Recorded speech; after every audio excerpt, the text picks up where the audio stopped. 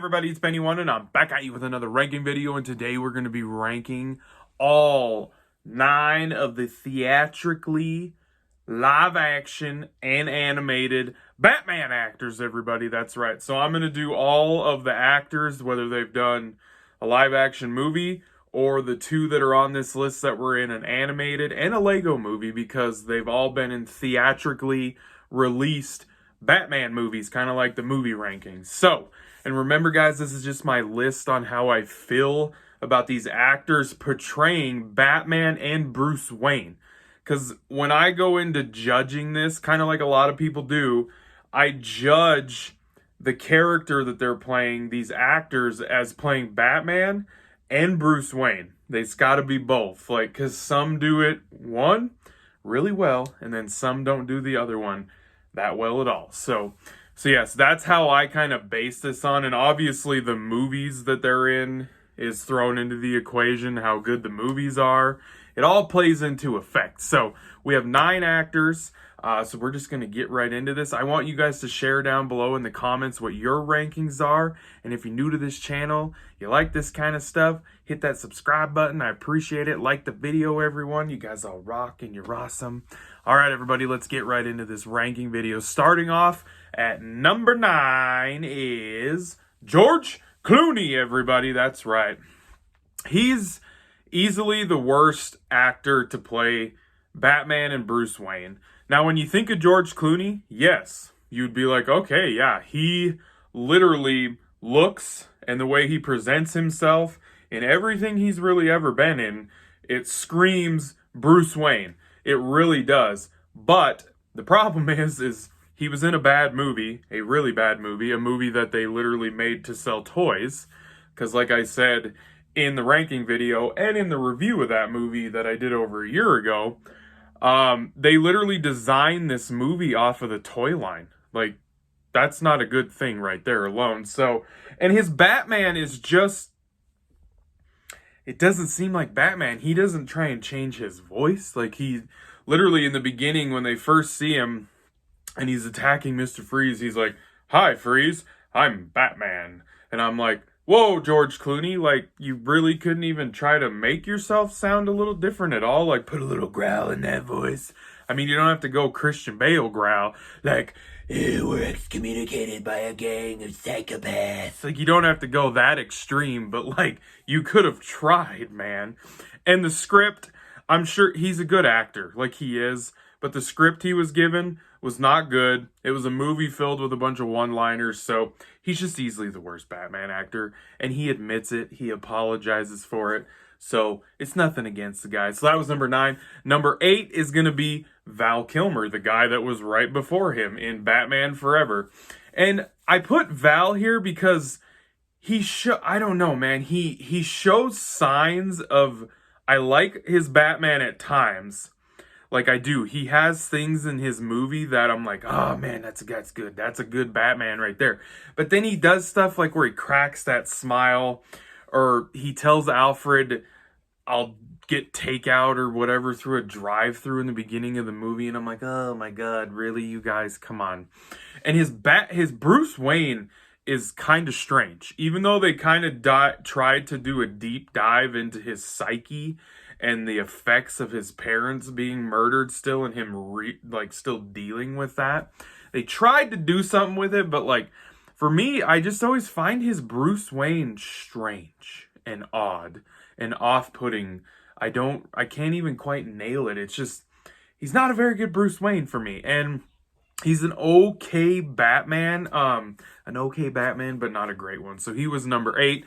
Number 7 is going to be Will Arnett, everyone, the voice of the Lego Batman. And for what this iteration of Batman is, he's great. Will Arnett fits the character that they're going for in this Lego universe with Lego Batman.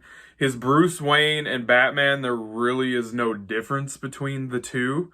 So that really affects why I'm putting him in this place. Hearsay, I guess. And he's in an animated Lego movie, and he's only done one. I mean, he was in the Lego movie, but he's only got his one actual Batman Lego movies. So I can't put him any higher on this list and feel okay with putting him above all the people that are above him, because he's only done technically one Batman movie as the Lego Batman. But he's great. I mean, for what they were going for, he's funny.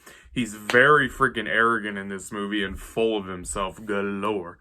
But if we got more of him and he had more of a difference between Bruce Wayne and Batman, maybe he'd be ranked higher. I don't really know, but he was number 7.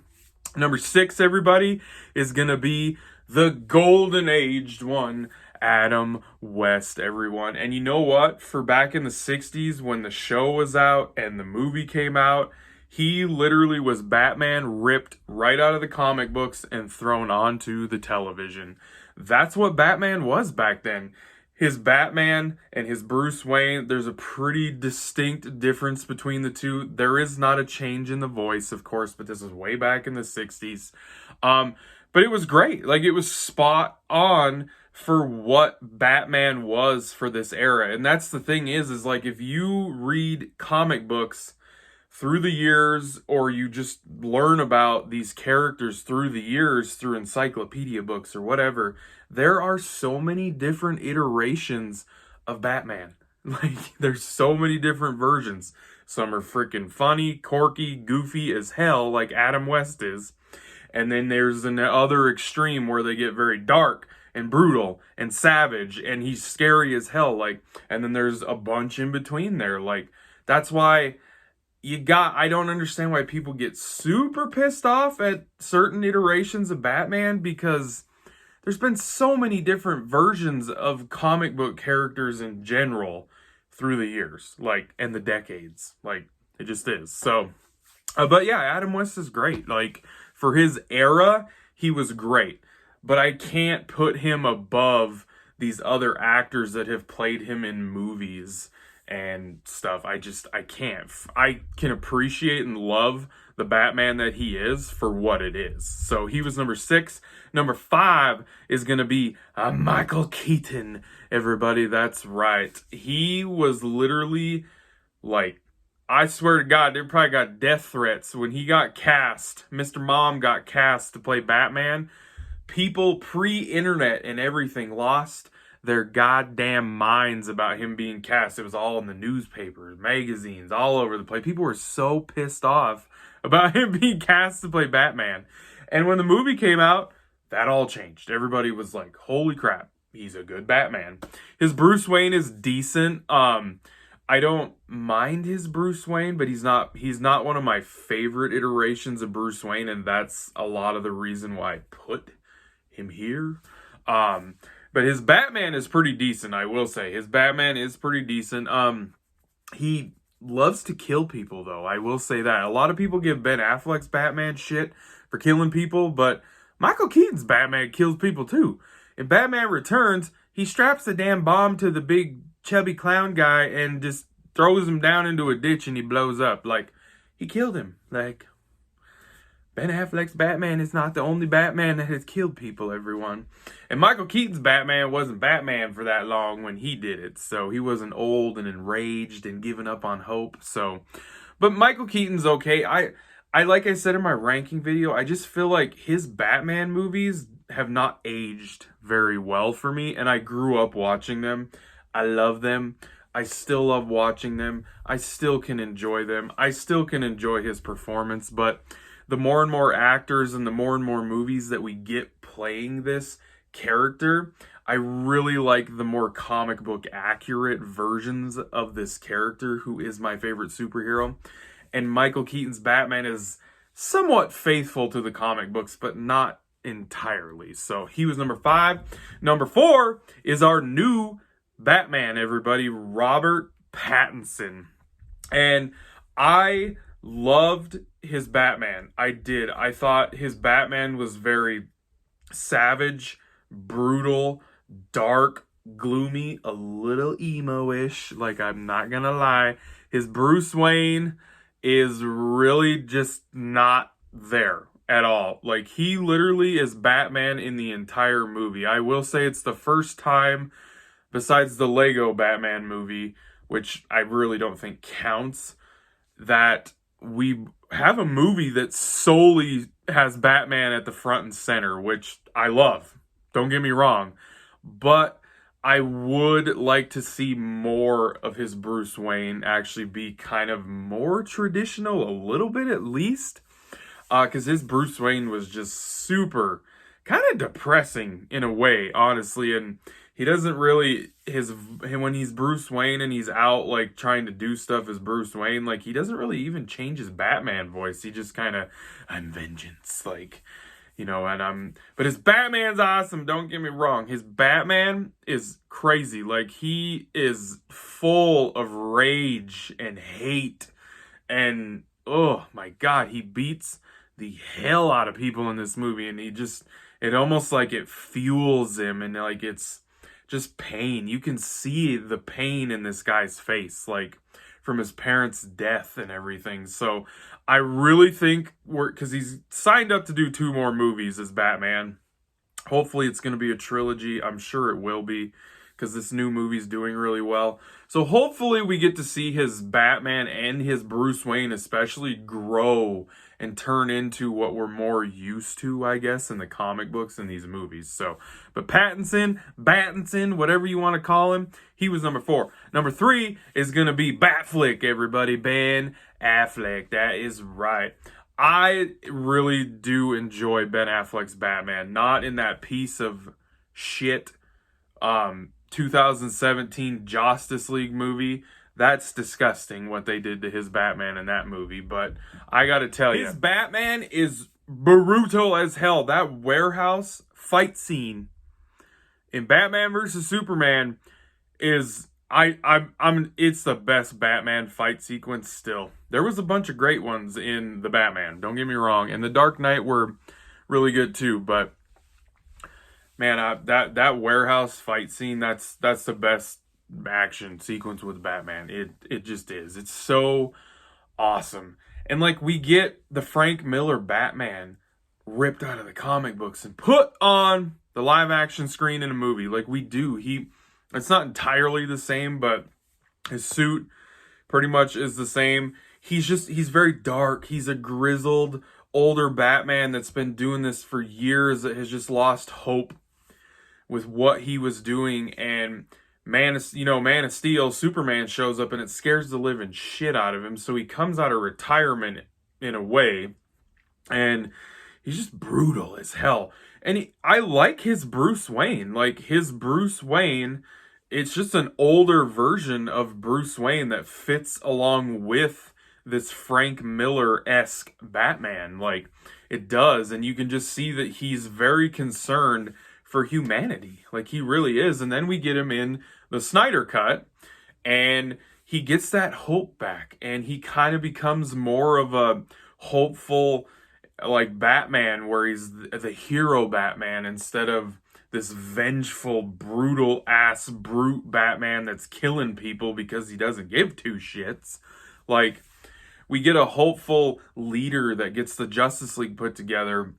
So we kind of get a little bit of a full story arc in a way of him really falling low because he's just so grim and good and vengeful and I'm gonna kill people. And we get to see him turn into this hero, and I'm really excited to see what he's gonna do in the Flash movie. I'm really freaking excited about what's gonna go on in that movie. So he was number 3, a bat flick, everybody. Number 2 is our animated actor, Kevin Conroy, everyone. This guy was in Batman Mask of the Phantasm as the voice, but he has voiced Batman since 1992 when the Batman animated series debuted. He literally has been voicing Batman on and off ever since then. I swear he does something he does the voice of Batman in something that comes out every year since then, because he did the Batman animated series for 4 years. He did the Justice League animated series for 2 seasons, the Justice League animated series for the Ultimate series for 2 seasons. He did all the Arkham games. He's done a bunch of that DC animated universe movies. Like, he's done a bunch of those. Like, he is the voice of Batman, and he just has this deep, brooding voice, and he literally is a part of the best comic book character animated show they have ever made to date. This guy, if he was younger and he could put on some muscle and shit and he could be Batman in a live action movie, I'm gonna tell you what, we'll probably would have saw something really special. Holy shit. He did actually get to play a live action version of an older version of him, Bruce Wayne, that's not Batman anymore, in the Crisis on Infinite Earths crossover in the Arrowverse on the CW, which was really cool to see him in a live action version of that character. It was really cool to see that, not gonna lie, and it made me really wish that if he was a lot younger, man, what we could have gotten. Oh, but Kevin Conroy is a legend, people, a legend. So he's number 2. Number 1, though, is Christian Bale. He still is my favorite actor to play Batman because he was in a trilogy of movies and he had a complete story arc, for one thing. From Batman Begins to The Dark Knight to The Dark Knight Rises. A complete story arc where he saved Gotham and he became this hero that Gotham needed. And not when they wanted him at times, but when they really needed him, especially in the end, and it was the hero they wanted. And I think he is the only actor to really successfully play and portray Batman and Bruce Wayne, and also Bruce Wayne in the cave with like Alfred and stuff when he's not got the cowl and everything on. Like, I just feel like he's the only actor that has successfully done both parts, like, to the T. Because when he's Bruce Wayne, he's that putting on that billionaire, philanthropist, playboy-esque type thing going on to fool people, because that's why that's there. And he also helps Gotham out as that persona. But then you got his Batman, who is a badass. He's tough. He puts the fear in people. We get to see the best origin story for a comic book character in Batman Begins with his Batman. His bat suits are freaking awesome. His Batmobile is my favorite Batmobile. The Tumbler, like, it's just, he is my favorite Batman. His voice, yes, gets super out of control by the third movie. I mean, the first one, Batman Begins, it wasn't too bad. The Dark Knight, it was getting a little crazy at times, but then The Dark Knight Rises, where is the trigger? Like, it's like, bro, you sound like you eat 5 packs of cigarettes a day. Chill out. Like, that is the one thing I'm like, okay, you could have reeled that back just a little bit. But yeah, he's my favorite Batman. So, all right, guys, that was my ranking for all the theatrically released live-action versions of Batman, everybody. I want you guys to put down in the comments what yours is. Share them so we can talk about them. And I appreciate you for watching. Thank you. And I'll be catching you on the tube later because I have spoken.